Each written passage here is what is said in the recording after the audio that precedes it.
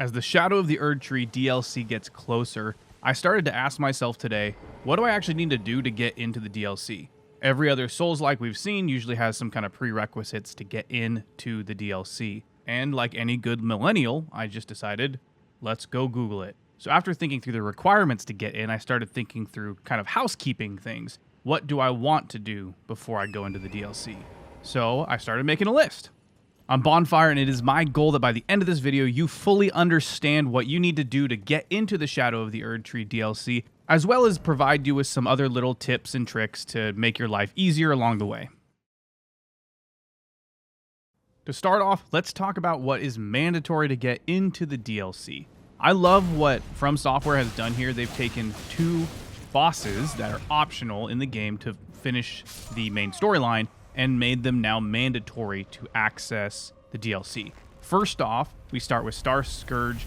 Star Scourge? That is hard to say. Star Scourge Radon. He, in the game, is optional. He's the dude that flies up and blows you up like a comet. He's holding the stars in the sky. It's so cool. What great music. What a cool cutscene. Unfortunately, my video of this corrupted, so here is some B-roll of me getting clapped out by other bosses and monsters in Elden Ring. But the first thing you're going to have to do is go make your way to Star Scourge Radon, kill him, and that is step one.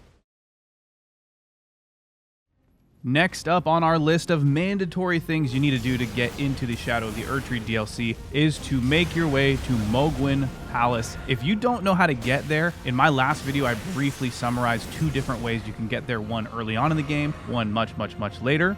But if you don't know how to get there, I'll put a link in the description as well as the top right hand corner of this video. You can just click there and it'll take you to that video. But after you've made your way to the Mohgwyn Palace, head up to Mohg and kill him. He can be quite challenging. Well, I think this boss fight is one of my favorite in the entire game. I despise how you get to him. This is one of my least favorite zones in the whole game. There's blood monsters everywhere. There's exploding blood dudes. There's invaders. There's terrifying blood birds and blood dogs. It's all bad. It's all terrible. It all sucks. The aesthetic, though, the aesthetic is incredible. You get the beautiful views like you would in Nokrin, but just don't look down, because that's where all those horrible monsters are. But once you make your way to Mohg, fight him. He's challenging, like I said earlier, but there are some ways to ease up that challenge. You can go get Mohg's Shackle, which is an item kind of like Margit's Shackle, which allows you to slam him to the ground once, stunning him and allowing you to get some good hits in. Secondly, to counteract Mohg's Blood Curse, I think it's called Blood Boon or something like that, you're going to want to go get the Purifying Crystal Tear. What it does is it puts a barrier around you, essentially, which greatly reduces the damage you take from it.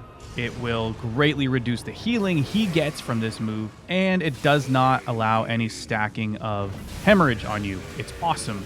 My first playthrough of this game, I didn't know that this item existed, so I thought this boss was impossible. So what I ended up doing was just respecking to massive amounts of health, and then anytime this move happened, I would just spam heal, spam heal, spam heal. This Crystal Tear makes it so much easier. Go get it.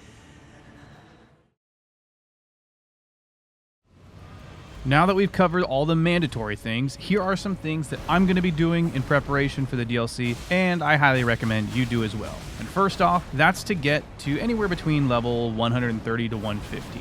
Most people end the game somewhere between 100 and 150, depending on how much they explore, how many bosses they kill, how much farming they do. Almost every From Software DLC has started at a higher level or somewhere mid to end game. This one has been stated it's an endgame DLC, especially since Mohg himself is kind of an endgame boss. So my first recommendation, like I said, would be get to somewhere between 130 and 150. I think I'm going to get to 150 and then just leave it there, but y'all can do whatever you want.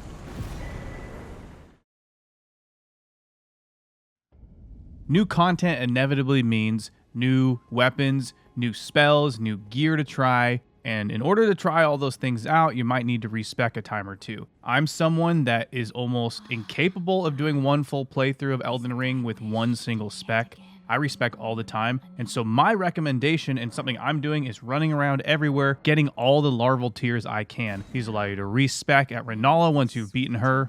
Well, I know that these are a finite resource in this game. I think there's about 18 in total you can get per playthrough. Chances are they'll add more in the DLC. I don't know for sure, but it just seems like something they would do given the fact that there's going to be a lot more gear. So if you're interested in respeccing, trying out all the new stuff with the DLC, I would highly recommend going and collecting as many larval tiers as you can find. I'm not going to show you where they all are, but a quick Google search comes up with a gazillion different websites showing you exactly where they are, how to get them, and what monsters are waiting to gank you when you're trying to get them.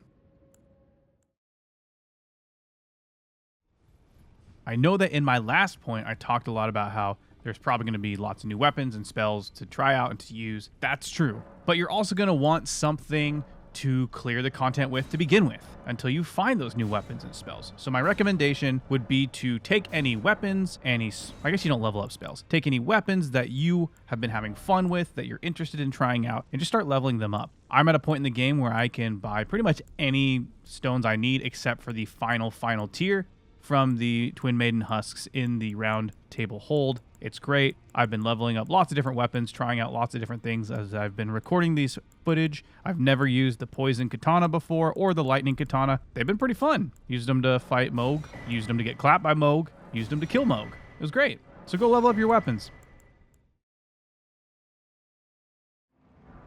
Last but certainly not least is something that is very, very simple, but something that I probably wouldn't have done unless I made this video, and that's just to go stock up on materials. If there's one thing that in my mind I am 1000% convinced of, that's the idea that there will be some kind of horrible poison, scarlet rot, horrible place in the DLC.